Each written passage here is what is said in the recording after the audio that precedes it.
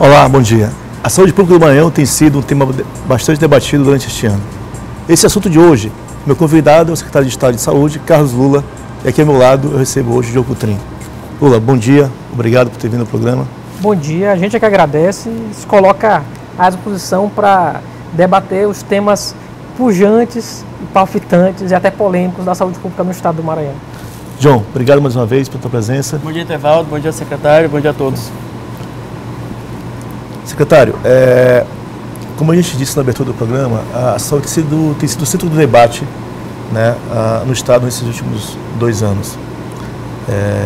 O senhor sempre fala dos avanços que tem sido, mas sempre é uma pauta, ou tentativa de uma pauta, de colar uma pauta negativa, né, à sua gestão da saúde. Isso é só um debate da oposição ou isso é um debate que perpassa hoje outros interesses que estão postos na política pública de saúde do estado? Na verdade, Etevaldo, a gente tem um debate muito pobre em se tratando de políticas públicas em geral no estado do Maranhão. E não é diferente quando se trata de política de saúde. Infelizmente, a gente não debate política pública de saúde como ela deveria ser debatida, com a universidade, com quem pensa a saúde, com os usuários do SUS, com o Conselho Estadual de Saúde, que durante anos, infelizmente, foi renegado pelo estado do Maranhão.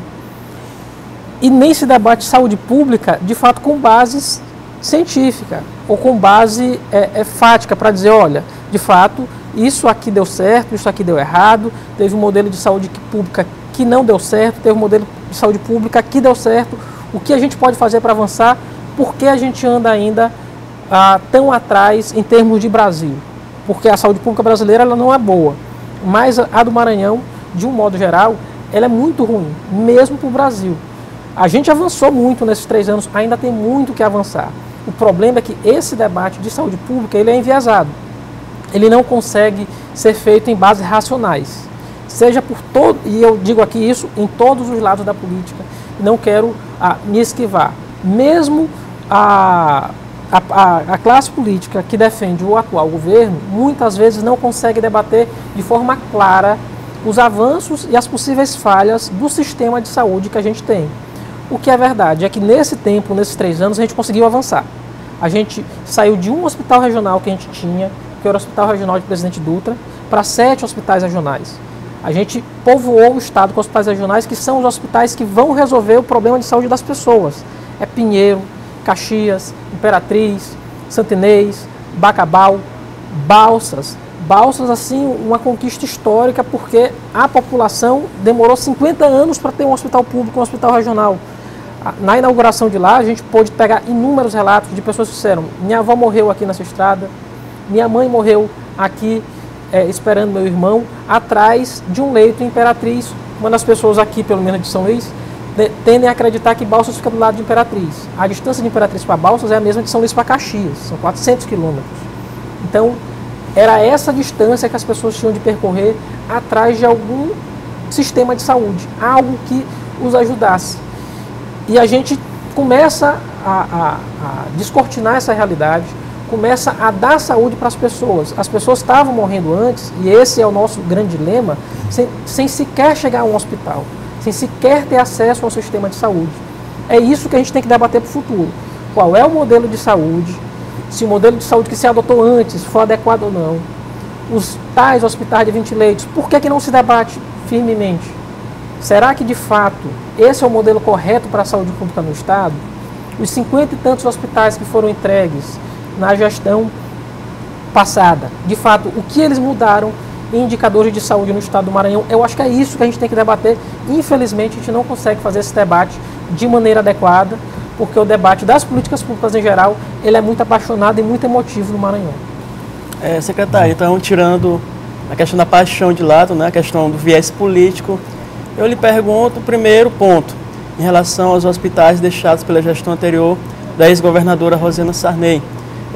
O ex-secretário Ricardo Murat, que inclusive se coloca como pré-candidato a governador do Maranhão, disse que deixou a saúde, digamos assim, um brinco, uma maravilha, construiu vários hospitais, dizendo ele 72 hospitais, e que o governo atual, o governador Flávio Dino, não tem conseguido manter em frente o projeto que ele colocou.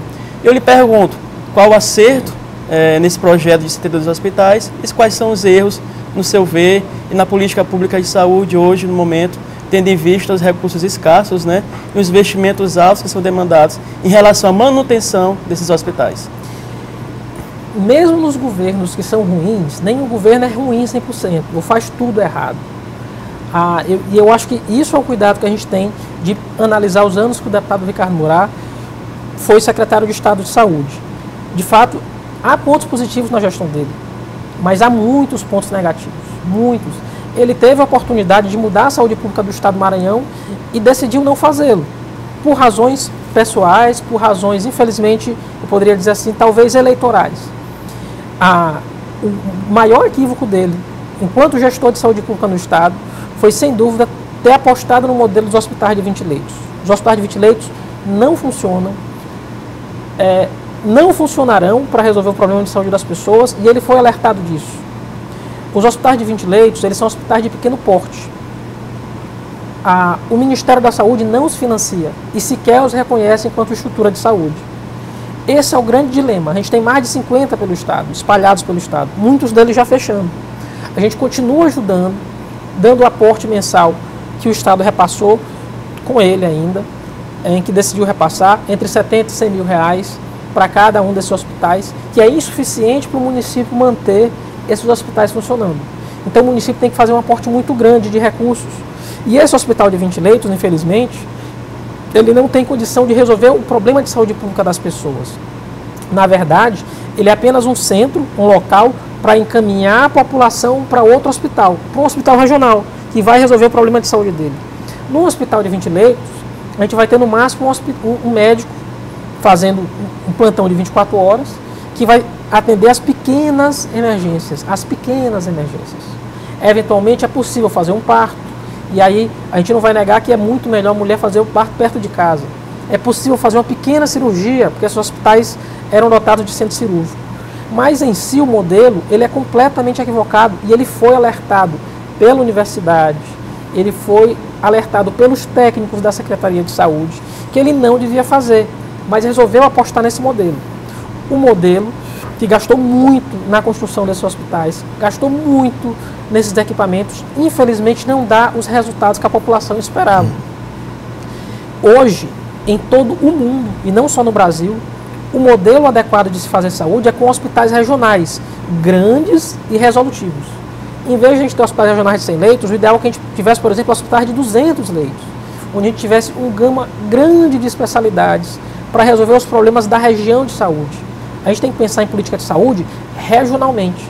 Seria ótimo se todos os municípios tivessem muito dinheiro para cada um deles ter um hospital, para atender tudo. É impossível fazer isso. Primeiro, porque a gente não vai ter sequer material humano, a gente não tem médicos em número suficiente para atender com especialidade em todos os municípios do estado. Segundo, que o município não aguenta, porque é muito grande o dispêndio de recursos com um hospital regional desse. Cada hospital regional desse custa em média 4 milhões de reais por mês. Esse é o grande desafio desse governo. Se a gente for colocar a inflação, hoje a gente tem o mesmo recurso que tinha em 2014, até um pouco menos, com um gasto corrente muito maior. Porque cada hospital desse há um custo de 4 milhões de reais por mês. Se a gente multiplicar por 7, multiplicar por 12, é só a gente ter a ideia de quanto a gente tem de custeio a mais com os mesmos recursos. Qual é a matemática, qual o segredo para a gente fazer isso? É cortar no próprio custeio da secretaria. A gente deixou de ter avião, deixou de ter helicóptero, cortou até mesmo com a água lá do gabinete do secretário. Para quê? Para que a gente pudesse gastar de fato com o que interessa, que é a atividade fim, que é a atividade lá na ponta. Esse é o gasto da Secretaria de Saúde que interessa para a gente. Secretário, em relação aos 20 leitos de novo, o SUS não financia. O senhor acabou de dizer que isso você tem um custo, um investimento muito alto desses hospitais. Eles estão construídos, e construídos em cidades muito pequenas, por exemplo, Bacurituba, ali perto de São Bento, Palmeirândia também, naquele trecho, em municípios que têm, né, a renda per capita e um PIB baixíssimo também. E qual é a saída para eles? O que se faz com esses hospitais que já estão construídos e estão ali? A saída, na verdade, é a gente repensar a função para cada um deles. Muitos deles vão ter de deixar de ser hospitais. É o único caminho viável. Eu comecei a discutir isso com os próprios municípios durante esse ano. Só que com muita dificuldade, porque cada município, obviamente, quer puxar e quer trazer o centro de especialidade para si. Mas é impossível a gente solucionar isso. A gente pensa para o futuro, em parte deles, transformar em policlínicas, em modelo de consórcio, onde o Estado aporta uma parte dos recursos e os municípios em consórcio aportam outra parte. Esse modelo deu certo no Ceará, esse modelo já deu certo, muito certo na Bahia, onde há consórcios e a gente poderia usar essa grande estrutura dos hospitais de 20 leitos para, em parte delas, ter policlínicas em hospitais regionais, onde a gente teria especialidades, onde poderia ter não só um clínico geral, mas, de fato, especialistas para cuidar da população. A gente teria, assim, grandes ambulatórios para cuidar da população, como se fossem policlínicas. Obviamente que isso tem que ser construído com os municípios, porque, a princípio, ninguém quer perder o que é seu. A gente fica com um debate também equivocado, de achar que eu tenho de ter tudo no meu município, no meu local. E a gente tem que pensar em região. Qual é o município central, quem é que tem condição de atender e como a gente vai reestruturar isso. Outros poderiam virar centro de reabilitação e por aí vai. Agora a gente tem que pensar esse modelo regionalmente, juntamente com cada um dos municípios. Até porque também há outro equívoco de achar que esses hospitais são do Estado. Eles não são do Estado. A partir do momento que eles foram construídos, eles foram doados pelo Estado aos municípios. Então, cada hospital desse se torna um hospital municipal. Então, a gente tem mais de 50 hospitais municipais que, infelizmente, em boa parte dos casos, os prefeitos, nessa crise que assola o país inteiro, estão decidindo fechar as portas. Secretário, no tocante ainda em relação aos hospitais, né? Recentemente, o governador Flávio Dino anunciou o início de uma licitação para a construção de um grande hospital em São Luís. Eu queria saber se realmente é viável a construção desse hospital, se seria mais correto reformar os socorrões, investir nos socorrões, porque um hospital desse vai uma monta de milhões de reais, tendo em vista que, segundo o projeto, são 200 leitos, se eu não me engano. Haverá tempo, até o final do governo Flávio Dino, para que ele possa realmente construir esses hospitais, tendo em vista que no próximo ano é ano eleitoral, a gente sabe que tem que assinar, fazer os projetos, a questão orçamentária, antes de realmente iniciar a eleição. Há tempo para isso? Veja só, esse também é um dos pontos importantes. A política de saúde ela tem que ser entendida como uma política de Estado e não como uma política de governo. A estruturação da rede de urgência e emergência da capital ela é uma necessidade premente, porque, na verdade, esse hospital da ilha ele vai funcionar como um grande hospital metropolitano, da grande São Luís. Hoje, tanto o Socorrão 1 quanto o Socorrão 2 são prédios onde seria muito difícil fazer, inclusive, essas obras. O Hospital da Ilha, a princípio, ele é licitado com 180 leitos, mas já há na previsão dele a expansão para ser um hospital de 300 leitos. Já há um segundo módulo também pensado. Nesse momento, a gente não vai ter recurso orçamentário para já construir de pronto os 300 leitos, mas o início das obras ele se dá no ano que vem. Muito provavelmente a gente não consegue terminar uma obra no hospital desse tamanho, que vai ficar lá na Avenida São Luís de França, no Turu, portanto, no centro, na verdade, para a Grande Ilha. A gente não consegue fazer isso em um ano. É uma obra que vai durar mais de um ano. É uma obra que deve durar aí pelo menos 24 meses para ficar concluída. E a ideia é que ele sirva como um suporte para os socorrões. A gente, por exemplo, não tem uma emergência para AVC hoje. A gente vai ter condição de ter uma emergência cardíaca, a gente vai ter condição de ter nesse hospital. E com isso, reestruturar tanto o Socorrão 1 quanto o Socorrão 2. Porque hoje, a gente fala muito do Socorrão como se fosse um hospital muito grande, mas o Socorrão 1 ele tem pouco mais de 100 leitos. Então, ele é um hospital que, com o tempo, ele acabou se tornando pequeno, que ele acaba ainda, mesmo com os hospitais regionais sendo criados, mesmo com o maior suporte no interior do estado, ele continua ainda recebendo pessoas do interior do estado do Maranhão. Então, para a gente também fazer essa regulação dessas urgências e emergências, a gente precisa ajudar os socorrões. E a gente, estudando juntamente com a Secretaria Municipal de Saúde, entendeu que o melhor caminho era construir um novo hospital grande, de grande porte, novo, sem os problemas estruturais do Socorrão 1 e 2, que fosse de urgência e emergência e que pudesse atender em outro padrão, um padrão que desse, inclusive, mais dignidade para as pessoas, a urgência e emergência do estado do Maranhão. Secretário, a gente tem falado muito em hospital, né? De 20, de 50, de 100, no hospital em São Luís. E a atenção básica de saúde? A atenção básica de saúde não seria, de fato, esse lugar para carregar esse investimento, para a gente poder ter investimento, evitar que as pessoas, de fato, cheguem a esse lugar que é o hospital, que é caro, manter isso é caro, para a equipe médica é caro, a gente podia resolver isso lá na ponta, lá no comecinho desse processo todo, que é, né, a saúde da família, digamos ali. Esse é outro problema, Tevaldo, terrível. Na verdade, é um dilema do Brasil. O recurso, ele se encontra, na verdade, com a União, sobretudo, com os estados, e os municípios ficam com a menor parte dos recursos para cuidar. E a atenção básica é, sobretudo, algo de competência dos municípios. O Estado fica com o papel de articulador da política. Então, ele acaba fazendo muito pouco da atenção básica, que é o que, de fato, resolve o problema das pessoas. A literatura aponta que pelo menos 70% dos problemas de saúde, eles são resolvidos na atenção básica. Na atenção básica. Então, há um equívoco, na verdade, na política de saúde do Estado. O Estado, o Brasil, ele aporta de forma equivocada os recursos. Acaba destinando a maior parte dos recursos para média e alta complexidade, e a gente gasta boa parte do que tem para a gente que em hospital. É o que acontece aqui em São Luís. A Prefeitura Municipal de São Luís gasta muito com saúde, mas a maior parte dos recursos vai para o Socorrão 1 e 2, quando na verdade a gente tem algo que é terrível, que é o percentual de cobertura de equipe de saúde da família no município. É um desafio do secretário Lula Filho de aumentar. A gente tem algo em torno de 30% hoje em São Luís. É muito pouco. É o menor índice do Brasil. E a gente poderia estar resolvendo o problema do Socorrão 1 e 2 também apostando na saúde da família, lá na saúde básica.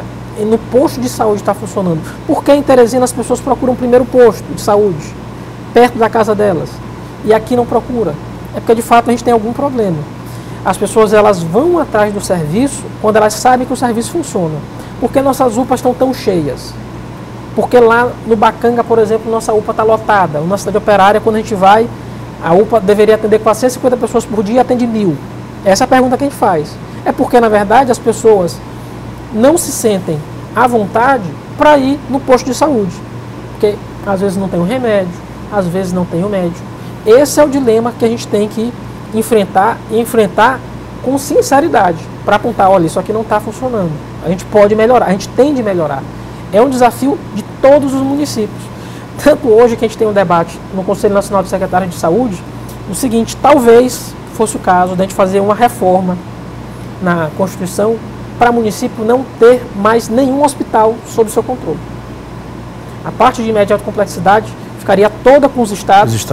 O município cuidaria apenas de atenção básica. Porque talvez aí a gente tivesse um novo caminho. Foi o caminho que todos os países que hoje têm índices de saúde confortáveis atenderam.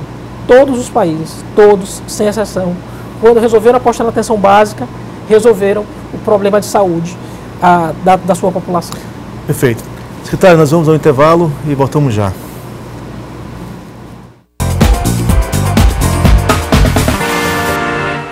De volta com o secretário de Saúde, Carlos Lula. Secretário, a gente falou há pouco no bloco anterior de atenção básica. E aí, né, se deu um dado sobre São Luís, né, que é um percentual ainda baixo, né, relacionado ao país, né, de saúde da família. Mas tem outro dado que, assim, que isso até virou meio que folclórico, que é aquela ideia de que havia procissões de ambulância no interior do estado para a capital. E recentemente eu ouvi uma reclamação de que com as ambulâncias que o estado também tem distribuído e dado a prefeituras municipais, que aumentou o número de pessoas que estão chegando ao Socorrão. Isso é verdade? E se não me engano, na semana que vem tem mais ambulâncias entregues pelo estado a prefeituras municipais. Quer dizer, de fato o senhor tem contribuído para que o Socorrão encha um pouco mais do que o... Isso é verdade, Tevaldo. Na verdade, a gente entrega mais 20 ambulâncias, a gente vai para mais de 130 ambulâncias que já foram distribuídas. 130? Mais de 130. A gente vai chegar a 217 ano que vem. Mas o que acontece? A gente precisava remodelar o transporte sanitário no estado. A gente tinha algo que era dramático, que eram pessoas sendo transportadas em carroceria de carro. Ou prefeitos que me falavam, tem um Fiat Uno lá que a gente colocou para estar levando as pessoas, os doentes. Então, é uma coisa que assusta a gente. E muitos municípios sem condição de dispor de pouco mais de 100 mil reais para licitar uma ambulância. A gente sabe que quando a gente consegue licitar em grande número, a gente abaixa um pouquinho o preço para conseguir entregar. As ambulâncias que a gente tem entregue são as mais caras, são as que têm capacidade para virar depois uma UTI móvel, uma unidade de suporte avançado. Elas estão custando em torno de R$170 mil. A maior parte dos municípios do estado não tem condição de dispor desse recurso, por isso a gente resolveu entregar. De todo modo, a gente melhorou. O transporte sanitário ele é uma necessidade. O transporte por ambulância ele é muito mais barato do que eu construir um hospital numa cidade pequena, sem suporte de médico. Eu preciso ter hospitais regionais pelo estado. E a gente melhorou muito. Então, tem procissão de ambulâncias para onde? Hoje, para os hospitais regionais. Porque a pessoa é referenciada do hospital municipal para Pinheiro, do hospital municipal para Balsas, do hospital municipal para Imperatriz, do hospital municipal para Caxias. Hoje, o fluxo que a gente tem nas nossas unidades hospitalares é esse. Aumentou também em São Luís. Por quê? Porque, em boa parte dos casos, infelizmente isso também é uma realidade, quando a gente aporta um recurso, quando a gente inicia um hospital novo na região, o município retrai. Infelizmente, em muitos casos, a abertura de um hospital pelo estado, o município se valeu de fechar o seu hospital municipal. Ou diminui, então, aquela... Então, o que é terrível. Então, a gente acaba tendo, sim, um fluxo maior de pessoas se transportando. Mas a gente não pode simplesmente dizer que isso é ruim. Não, isso não é ruim. A pessoa estava precisando. Isso demonstra, na verdade, que havia necessidade de se fazer esse transporte adequado, seguro, em condições favoráveis. Então, isso demonstra também um acerto. É preciso, sim, a gente remodelar o transporte sanitário no estado. Talvez em alguns casos, em alguns pontos, a gente também vai colocar, o GTA vai ter pontos em Imperatriz e Presidente Dutra. A nossa ideia também é ter equipes de transporte móvel nessas duas localidades, para que a gente possa fazer esse transporte sanitário no estado inteiro.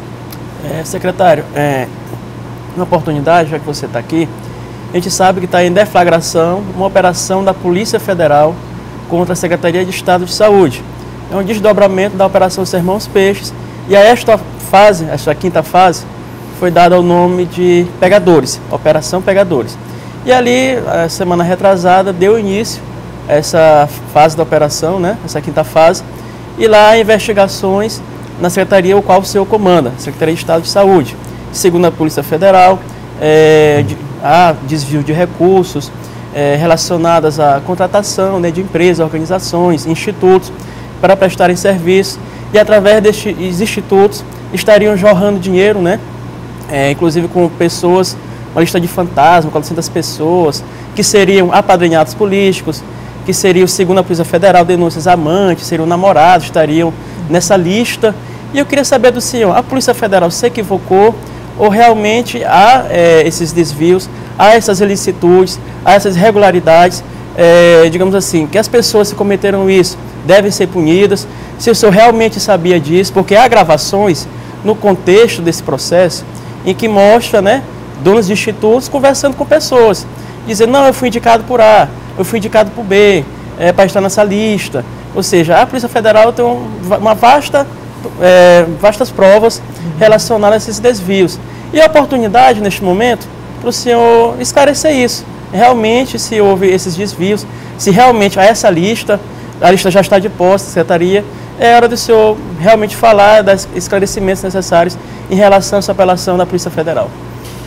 A operação da polícia, João, ela, infelizmente, é uma soma que eu diria assim, curiosa, de equívocos, de toda ordem. E isso nos leva a pensar e a refletir com muito cuidado sobre o caminho que a gente está seguindo com as investigações e com o Estado no Brasil. Nenhuma instituição, nenhuma, por melhor que seja, é o panteão da justiça, da fé, da esperança e da moralidade. Elas sempre têm de ser olhadas, observadas e, mais do que isso, vigiadas, para não cometer, sobre o argumento de defenderem a legalidade, acabarem cometendo uma série de outras ilegalidades. O Estado do Maranhão, o governo Flávio Dino, tem o mesmo objetivo da Polícia Federal, que é exatamente evitar a corrupção no sistema de saúde. Que, vejam vocês, quem diz que aconteceu ou que acontecia desde no governo anterior, não é a gente, quem diz é a própria polícia. que todo o esquema que se desenrolava através das organizações sociais para desvio de recursos públicos se deu não nesse governo, mas no governo anterior. E o que a gente tem feito desde 2015 é mudar o modelo, que era totalmente equivocado. O modelo em que a gente terceirizava completamente a saúde para organizações sociais e que não havia nenhum tipo de controle pelo Estado. Sequer esses gastos estavam no portal da transparência, Diogo. Sequer se sabia quanto é que a Secretaria de Saúde gastava com organizações sociais até 2014. Não havia nenhum tipo de controle. O que a gente fez? Paulatinamente a gente começou a acabar com esse modelo. Quem implantou de fato a empresa Maranhense Hospitalares foi a gente, foi essa gestão. Eu era o presidente da empresa quando efetivamente eu peguei a empresa com 2 funcionários. Hoje a empresa Maranhense Hospitalares ela cuida de mais de 30 hospitais, que é presidida pelo nosso amigo Vanderlei, procurador do Estado, hoje interinamente. Hoje com grande gama de funcionários e cuidando, é a maior empresa pública do Estado. Quem, portanto, acaba com esse modelo de organização social para cuidar exclusivamente da saúde é essa gestão. E as organizações sociais passaram a atuar apenas tão somente num pequeno pedaço de hospitais, que são estratégicos para a gente, por exemplo, os hospitais de urgência e emergência, ou as maternidades, ou alguns hospitais regionais que a gente iniciou com as organizações sociais, mas com um controle muito maior do que acontecia anteriormente. Hoje, os gastos com isso estão no portal da transparência. Uma das medidas que eu tomei é que em 90 dias a própria organização social agora vai ter que colocar todos os gastos dela no portal da transparência. E mais do que isso, a gente passou a ter controle da prestação de conta dessas organizações. Hoje ela é toda eletrônico. Antes nem ocorria. Até 2014 sequer isso ocorria. Sequer se tinha essa prestação de contas perante a Secretaria de Estado da Saúde. Hoje ela é toda eletrônica com um sistema criado pela própria Secretaria de Estado da Saúde. O nosso caminho, portanto, é no sentido inverso do que vinha acontecendo. E, infelizmente, não se sabe lá por quais razões, eu mesmo tomei medidas judiciais contra essa fase da operação. Hoje o processo todo subiu para o TRF, uma vez que ela estava sendo enviesada, se estava cometendo ilicitudes na forma de investigação. Veja só, se chegou a uma entrevista completamente equivocada da atual superintendente da Polícia Federal e do delegado que comanda as investigações, porque eles não se ativeram ao que tinha no processo. As informações ali lançadas na coletiva são completamente diferentes do que constava do inquérito policial. Nunca houve lista de 400 fantasmas. Nunca houve. Isso é um absurdo. Assim como não havia sorveteria que se transformou em empresa médica do dia para a noite. Palavras do delegado na coletiva. São informações completamente equivocadas que acabaram sendo utilizadas para finalidades políticas. Da lista que tivemos acesso, depois de muito pedir à Polícia Federal, ela resistiu por mais de 2 semanas, sei lá por quê. Teve que pedir autorização judicial, a juíza mandar que ela efetivamente entregasse para a gente, para então ela entregar a lista, quando a gente descobre que, na verdade, eram 400 pessoas que não tinham GFIP. Quem sabe o que é GFIP, na verdade, é o Guia de Recolhimento de Previdência. O que havia era irregularidade no recolhimento previdenciário de 400 pessoas por parte do Instituto. Tanto é que dessas 400, das folhas que tivemos acesso, já encontramos mais de 300 trabalhando normalmente até hoje. Então eu pergunto, que funcionários fantasmas são esses, onde que a polícia não teve o cuidado sequer de olhar eles hoje? Era só bater nome por nome, na atual escala, para saber se eles estavam trabalhando ou não. Simples de se fazer. Do que existe, secretário, seria um crime previdenciário por conta Seria um crime previdenciário por parte do Instituto. Do Instituto, quem contratou essas pessoas para trabalhar aqui no recolhe. Mas não um crime cometido pelas pessoas. Lá se apontava as pessoas como se tivessem cometido peculato, o que é um completo absurdo. Assim como as tais empresas fantasmas. Se fala em empresa fantasma, porque não teria funcionário e não teria sede. Gente, isso é básico. Toda empresa médica, seja aqui, seja no Einstein, seja na UDI, ela não vai ter funcionário, não vai ter sede, porque as empresas médicas, elas prestam serviço nos hospitais. Eles se cotizam, os médicos são sócios e distribuem lucros entre si. Assim como, por exemplo, o escritório de advocacia vai ter no máximo um funcionário lá perante o Ministério do Trabalho, que às vezes é uma secretária, porque ainda precisa de sede. Mas, em geral, todos são sócios e dividem um lucro entre si. Então, não vai ter. Então, é uma investigação que não teve o menor cuidado. Tanto não era fantasma as empresas, que a justiça teve que autorizar o pagamento delas. Então, a gente se pergunta, a empresa não era fantasma, a lista não era fantasma, não havia sorveteria. O que resta da operação? Secretária, É essa pergunta que a gente tem que fazer e ter o cuidado. Porque eu defendo muito a Polícia Federal. Inclusive, fui aprovado no concurso para ser delegado da Polícia Federal. Resolvi, à época, não fazê-lo. E cuidar da minha carreira como advogado. Mas a defesa da probidade, da transparência, da honestidade, é uma bandeira do governo Flávio Dino de princípio. Então é absurdo se chegar simplesmente numa coletiva, fazer esse tipo de afirmação que não resiste à menor investigação. E pior, se utilizar dossiês falsos. São coisas que de fato causam espécie de preocupação. Sim, o dossiê falso é uma fala, no interrogatório do Antônio Aragão, que é do IDAC, uma operação anterior, né, uma fase anterior da operação Sermão dos Peixes, a polícia que ele diz que ele recebeu aquilo nos Correios, né, da caixa de Correios da casa dele. O senhor fala que é falso a partir do quê? Veja só, se recebe um papel, a polícia encontra um papel na casa da pessoa. A pessoa, onde o papel foi encontrado, diz que não reconhece aquele papel, que não confirma o que tem naquele papel, que o papel chegou por correio na casa dele 2 dias antes da operação, e que ele ficou com o papel em casa para perguntar ao advogado dele o que fazer com aquilo, porque ele não tinha a menor ideia como aquilo tinha chegado na casa dele. E se tenta utilizar esse papel como prova de alguma coisa, isso é o mais completo absurdo. Isso é uma prova completamente ilícita. Completamente ilícita. E a polícia sabe disso.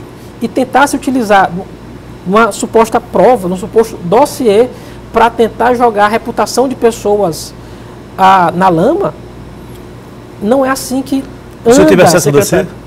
O senhor teve acesso ao dossiê? Não tivemos acesso ao dossiê, ele está no inquérito, mas no que a gente teve acesso não consta. O que consta é a narrativa do Antônio Aragão, reafirmando que nada do que tem ali ele considera como verdade, que não foi ele que fez aquilo e que ele não sabe como aquilo foi parar na casa dele. Chegou por correio. Secretário, vamos setar alguns pontos que a Polícia Federal coloca no inquérito, né? Uhum. Primeiro, eles iniciam com uma gravação sua falando com um dono de instituto.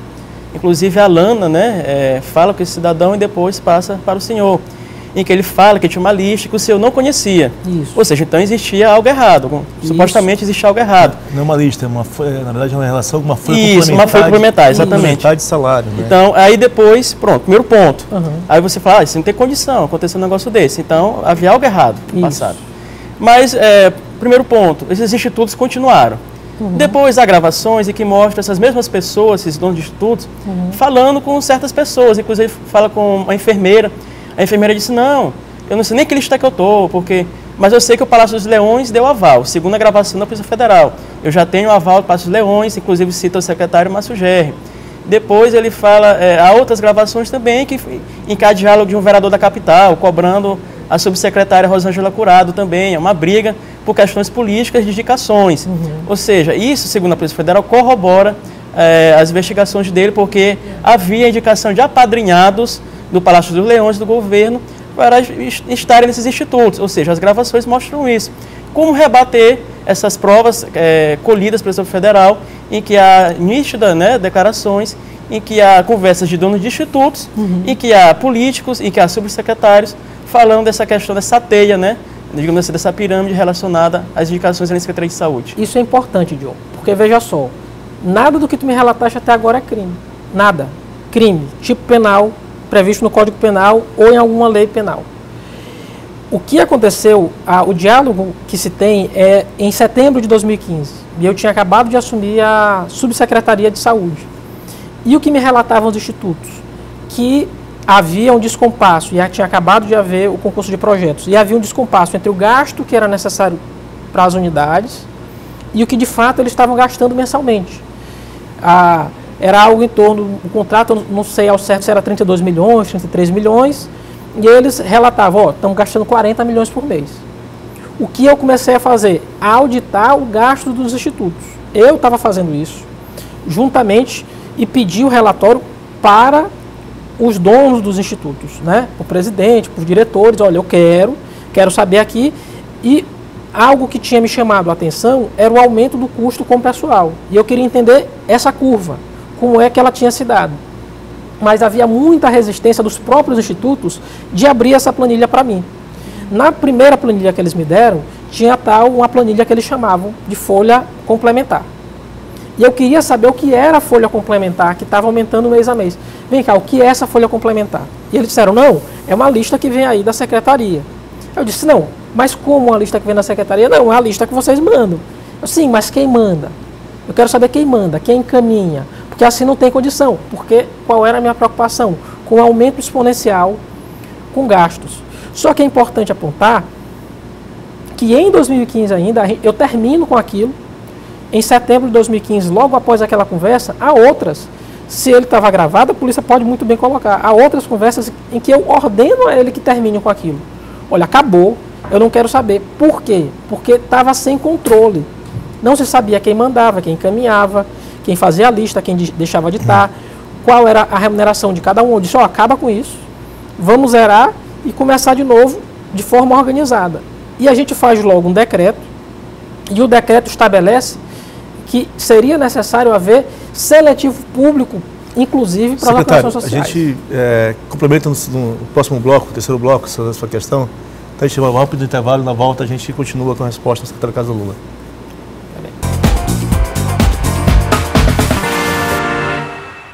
Olá, estamos de volta com o secretário de Estado Carlos Lula, aqui no estúdio. John, ele respondia no bloco anterior uma questão sobre a folha complementar, né? Então só complementa a tua questão.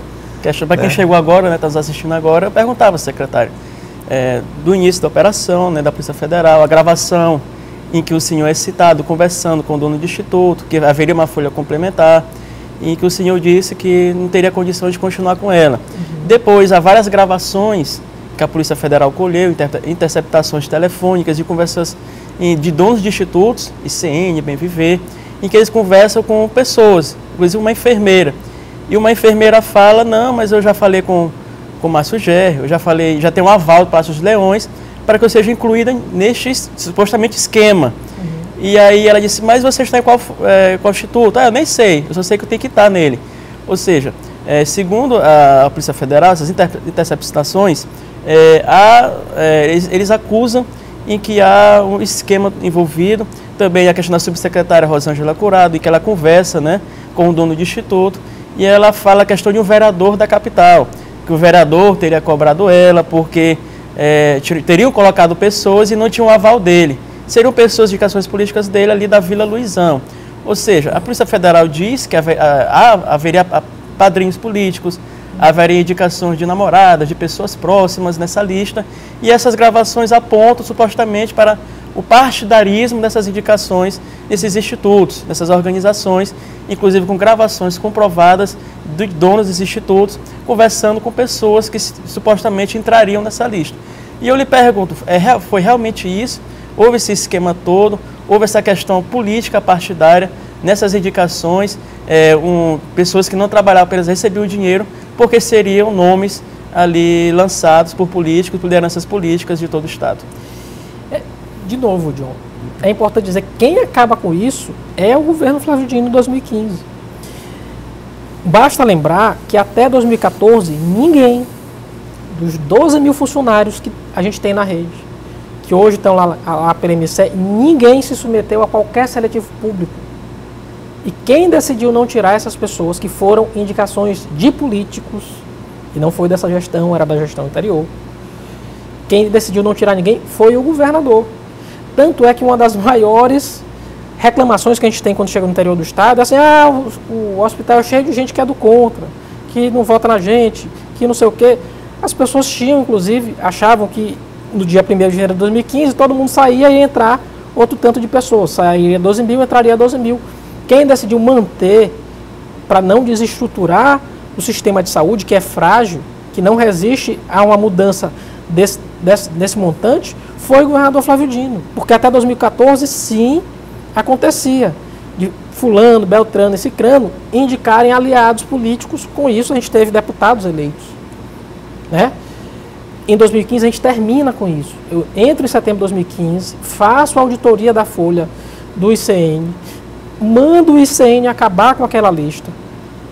Em outubro, novembro, a gente edita um decreto dizendo que seria necessário haver seletivo público para entrar em hospitais. A gente faz o concurso público com a MCE no início de 2016, onde a gente chama essas pessoas até hoje.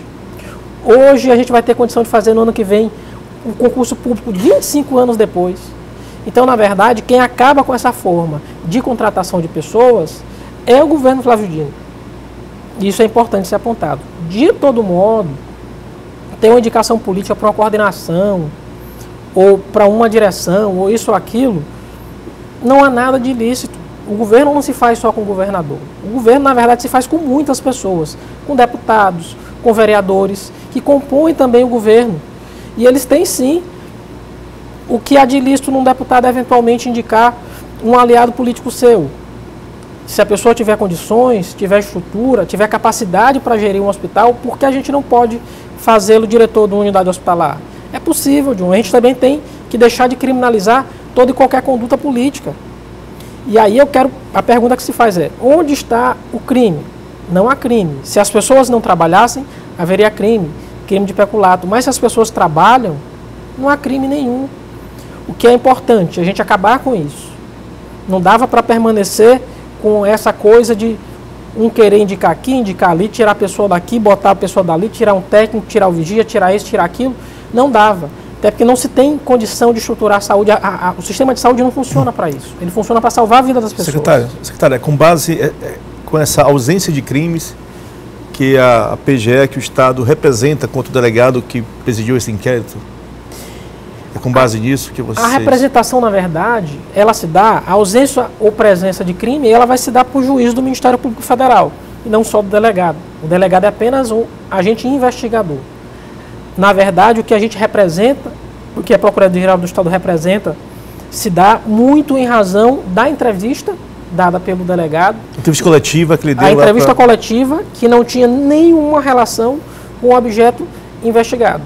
Se dá em razão disso e da postura que desde então ele tem adotado na investigação. Me parece ser uma postura, por dizer assim, que é paralegal, vai além da legalidade. Por isso, já há medidas judiciais tomadas em razão das medidas que ele vem tomando enquanto agente investigador. Toda investigação, mesmo da polícia, ela tem de estar sob o manto da legalidade. A gente não pode, querendo combater uma ilegalidade, cometer outra.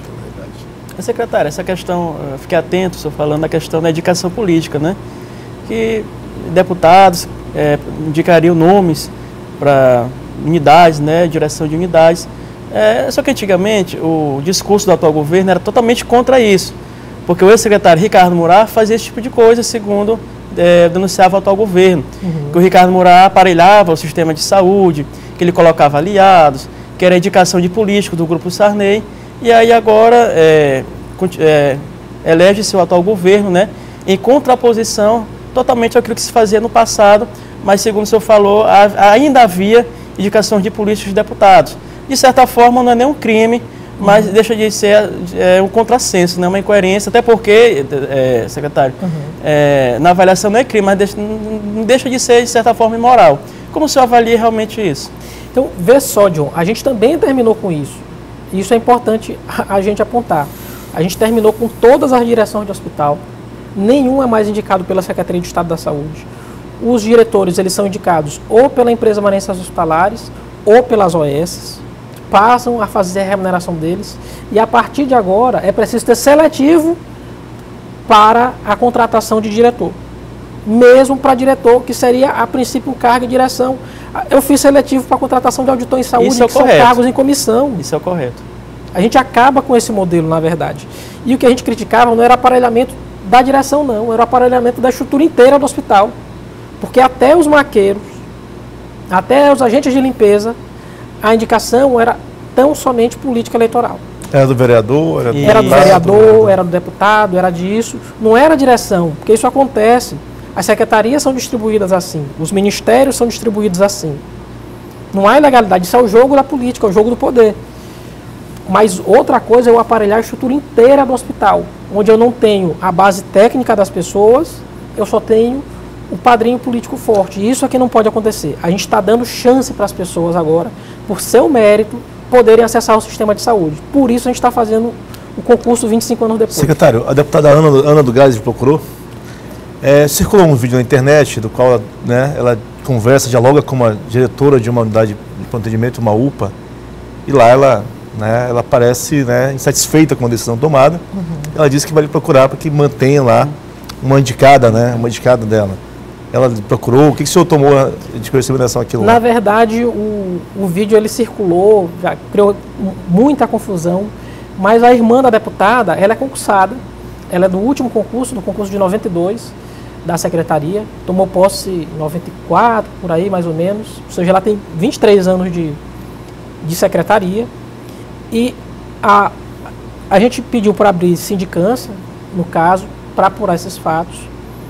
A frequência dela foi zerada para a secretaria, de fato foi dado 0 de frequência para ela, só em razão disso a gente já teria de abrir a sindicância, mas me parece que lá há uma rixa pessoal entre a servidora e a diretora da unidade. Então, por isso a gente também está apurando e está tomando as providências em relação ao caso. Mas o que aconteceu, o que levou toda essa confusão, foi porque a frequência foi zerada e, ao que parece, segundo o relato da servidora, ela não teria faltado todos os dias. Teria faltado uma parte do mês e teria atestado de saúde por conta disso. Então, a gente resolveu abrir a sindicância para apurar melhor os fatos. O fato é que, de fato, no mês ela não recebeu nada. Ela recebeu o contra-cheque zerado.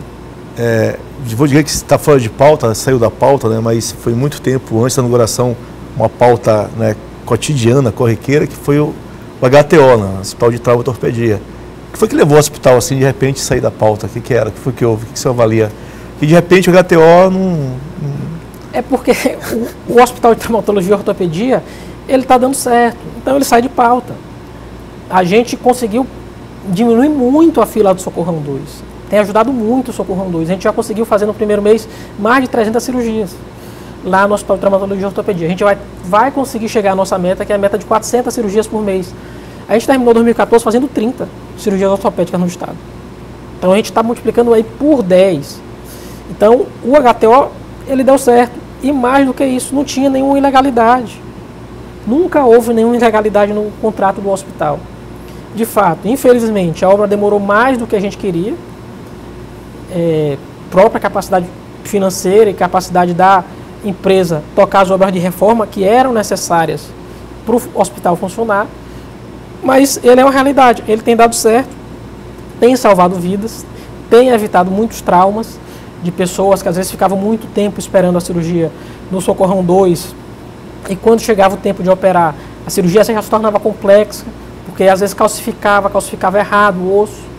Então a gente tem conseguido atender bem e atuado juntamente com o Socorrão 2 para diminuir essa fila. Então o HTO sai de pauta porque ele tem dado certo, quando começa a dar certo, ele sai do foco. E aí, secretário, o senhor, depois da operação, o senhor e outros secretários visitaram a Polícia Federal ali para conversar com os delegados, né? Para saber mais informações referentes, né, ao processo, até superintendente. Eu queria saber como se deu esse diálogo lá. Eles reafirmaram realmente o que eles colocaram no processo. E, por fim, eu lhe pergunto o que você espera em relação a essa investigação, já que ela subiu, né, para o TRF. O que você acha que vai ser arquivada? Você acha que não tem provas? Você acha que é um equívoco da Polícia Federal? Ou o que deve acontecer realmente em relação a essas acusações? A gente foi para a Superintendência da Polícia Federal para se colocar à disposição. O intuito do Estado, e eu também já abri sindicância para apurar os mesmos fatos no âmbito da Secretaria de Estado de Saúde, e assim como fizemos das operações passadas, é se colocar à disposição da polícia para investigar os fatos que forem necessários ser investigados. A gente em nenhum momento se colocou como obstáculo à polícia para a apuração dos fatos. Pelo contrário, no dia que houve a busca e apreensão, eu fui o primeiro a chegar à secretaria, abri as portas da Secretaria da Polícia, coloquei todo o staff da Secretaria à disposição para a polícia procurar o que ela bem entendesse. E a gente foi reafirmar isso à Polícia Federal. É estranho, na verdade, o que causa estranhamento é que na conversa se pede desculpa, se coloca que o que foi colocado na entrevista não foi bem o que queria ser dito, que utilizaram de forma equivocada as falas ali, que havia uma introdução, que não foi bem isso, aquilo que se iria dizer. Infelizmente, já se havia feito o uso político das falas lá da coletiva, uma coletiva, no meu modo de ver, desastrada, esse seria o adjetivo melhor para utilizar. E a operação no futuro, na verdade, tá para o TRF. Quem vai agora fazer o juízo é o Ministério Público Federal e o Tribunal Regional Federal. Me parece que, em razão da decisão, há uma série de consequências que terão de ser apuradas pelo Judiciário. As provas colhidas até aqui, se foram autorizadas por autoridade competente, são válidas ou inválidas? Os depoimentos colhidos até aqui, já que foram em razão de autoridade incompetente também, são válidos ou inválidos? Porque é o que fez, na verdade, o delegado foi, com as suas ilegalidades, ter a capacidade de eventualmente invalidar boa parte da operação. Infelizmente, é isso que aconteceu. Secretário, a gente está acabando o programa, tem um minutinho só. Por que o senhor é o alvo preferencial da oposição no governo Flávio Dino? A gente, na verdade, passa a ser alvo porque o pouco que o governo anterior tem para mostrar, ele tem para mostrar na saúde. E a gente tem muito para mostrar que a gente fez diferente dele. Eu posso citar aqui os 7 hospitais regionais, o Hospital de Traumatologia e Ortopedia, o Centro de Processamento Celular, que inauguramos ontem, a Casa de Apoio ao Paciente com Câncer, que inauguramos essa semana, o Hospital de Turiaçu, que a gente vai inaugurar em janeiro, fizemos vistoria essa semana. Posso falar da Casa da Gestante, lá em Imperatriz, da reforma do Hospital Regional Materno Infantil, lá em Imperatriz, que a gente vai entregar, do câncer que a gente vai levar, a gente levou a Imperatriz, que não tinha, vamos levar Caxias no primeiro semestre do ano que vem, que também não tinha. A gente vai começar a radioterapia no Aldenor Abelo, a gente comprou um novo aparelho para fazer radioterapia, a gente vai dobrar a capacidade do Aldenor, a gente está indo visitar o Aldenor na segunda. Então, assim, a gente tem muita coisa, tem uma CAF nova para mostrar, a gente tem um projeto Sorri que vai inaugurar em janeiro. Eu podia passar aqui 1 hora falando só do que a gente já entregou para a população e do que a gente faz diferente do governo anterior. Por isso, a gente acaba sendo alvo, e a gente acaba sendo alvo preferencial dos ataques e da política do Estado do Maranhão, que infelizmente é irracional. Secretário, muito obrigado, tá? Foi um prazer recebê-lo aqui, de encontrar mais uma vez, muito obrigado. Obrigado, Tevaldo. Eu fico por aqui, mas volto no próximo sábado. Até lá.